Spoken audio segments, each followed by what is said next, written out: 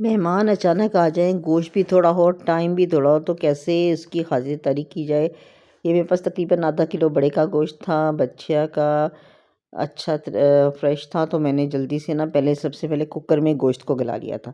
तो सारा ही गोश्त मैंने एक वक्त में गलाया था, फिर मैंने इसके 2 हांडियाँ बनाई थी।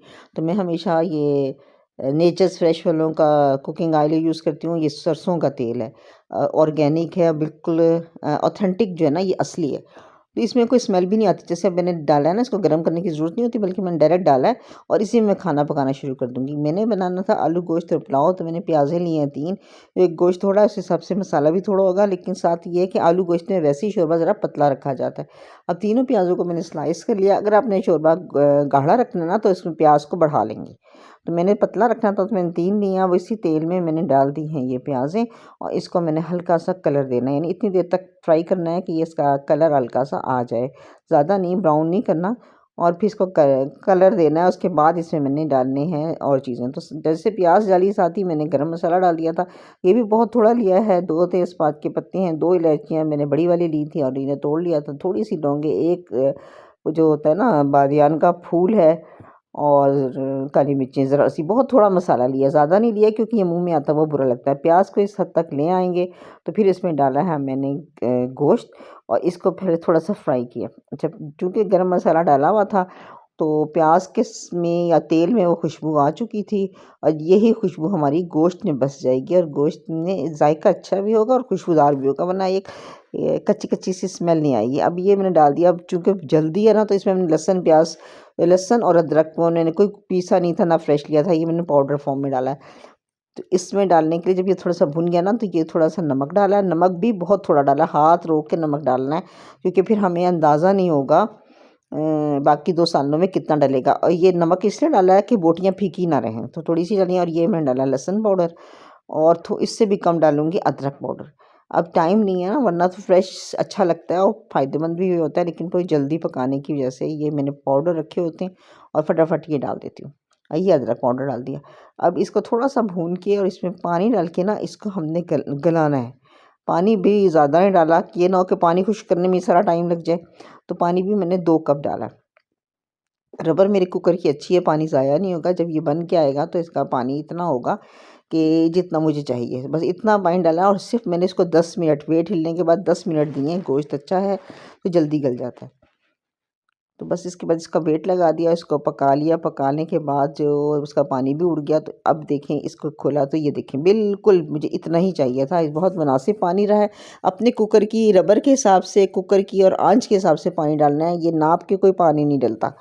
अच्छा, मैंने इसमें से ये थोड़ा-सा जो गोश्त था ना, ये जो चिकना गोश्त था, वो तो मैंने इसमें कुकर में छोड़ दिया। इसमें चावल पकाने और ये गोश्त मैंने उठा लिया था, इसमें मैंने शोरमा पकाना है। अब इसी प्लेट में मैंने डाल दिए हैं नमक। और चूँकि नमक पहले डाला हुआ था, तो हाथ रोक के डालना है और चेक करते रहना है कि ये ना हो कि फिर हमारे नमक तेज़ हो जाए। ये मिर्चें, ये पिसी हुई मिर्चें और धनिया।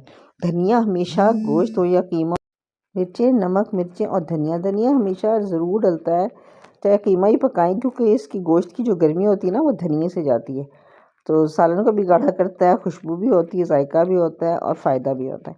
तो धनिया 2 टीस्पून डाला है, नमक डाला है, फिर अदरक लहसुन थोड़ा-सा डाला है, जितना मुझे चाहिए था। अच्छा, हमेशा जो पाउडर लहसुन होता है वो कम डलता है, क्योंकि बहुत ज़्यादा इसमें मतलब सूख जाता है। पानी डालने से क्वांटिटी इसकी डबल से भी ज़्यादा हो जाती है, इसलिए हमेशा थोड़ा डालना है। जितना 1 चमची डालते हैं, तो आधी चमची से कम डालें। इसी में मैंने डाल देने हैं बाकी चीज़ें और फिर मैंने पानी डाल देना है। टमाटर मैंने इसमें डाला है 1, और बड़ा टमाटर लिया था। दही मेरे पास थी नहीं, वरना इसमें दही डलती तो ज़्यादा मज़े का होता। लेकिन आलू गोश्त में टमाटर भी बहुत अच्छा लगता है। हरी मिर्चें और टमाटर, ये दोनों चीज़ें जो होती हैं ना, ये आलू गोश्त में अच्छी लगती हैं।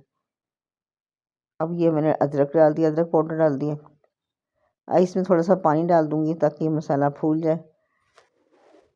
अदरक मैंने बहुत ज़्यादा नहीं डाला और रंग के लिए मैंने कश्मीरी मिर्च डाली है। ये जो अब डाली है, ये कश्मीरी मिर्च है। और टमाटर बड़ा है, बड़ा टमाटर लिया, ये काफ़ी है। इसी को काट लिया है इसमें और ये डाल दिया जनाब अली मैंने।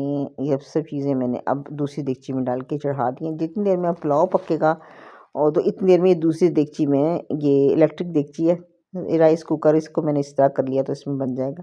और जो बाकी गोश्त उठाया था, क्योंकि चावल तकरीबन मैंने आधा किलो से आधा कप ज़्यादा लिए हैं, यानी 3 कप चावल है। और ये मैंने लिया है 1.5 चम्मच सौंफ और 2 चम्मच भर के मैंने लिया साबित धनिया।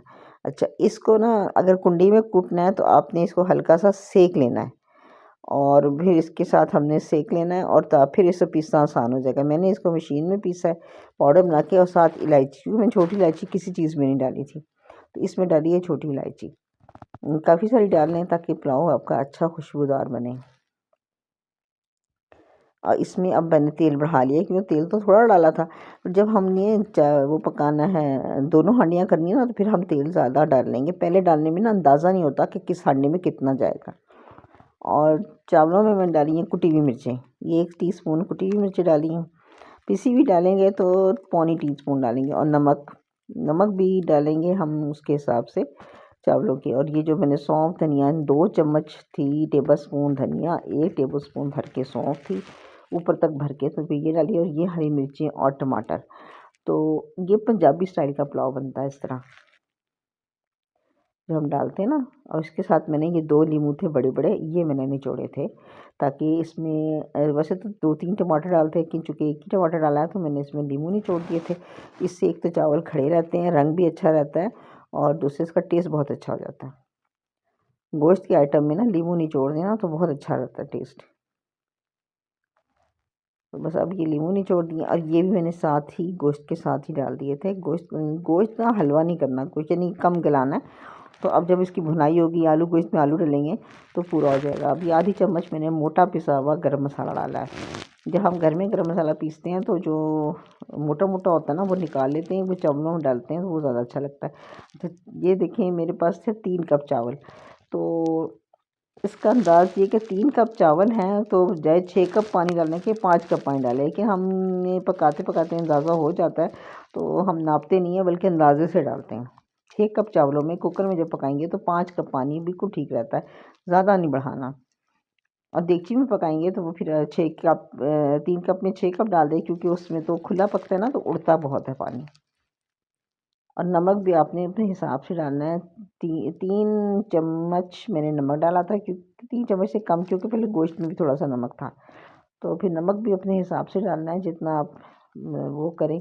और फिर जितनी देर में अब ये यखनी, ये गोश्त को दोबारा, ये जो चावल पकेंगे इतनी देर में ना, ये मैंने आलू लेके काट लिए थे आलू गोश्त में डालने के लिए। साथ साथ ही दोनों सालन, दोनों मतलब दोनों डिशेस पकी हैं, तो 1 घंटे से कम वक्त में ये आपकी तैयार हो जाती हैं। अच्छा, इसमें एक टिप ये है कि चावल आपने ना सबसे पहले भिगो के रख देने, उसके बाद काम शुरू करना है। तो चावल बहुत अच्छी तरह भीगे होंगे ना तो पकेंगे अच्छे। अब वो गोश्त देखें, इसकी हमने भुनाई करनी है, इतनी ज़्यादा भुनाई करनी है कि जो टमाटर वगैरह या प्याज जो भी थी वो ख़त्म, उसका वो नज़र ना आए, बिल्कुल यकजान हो जाए, और तेल डाला था वो छूट जाए।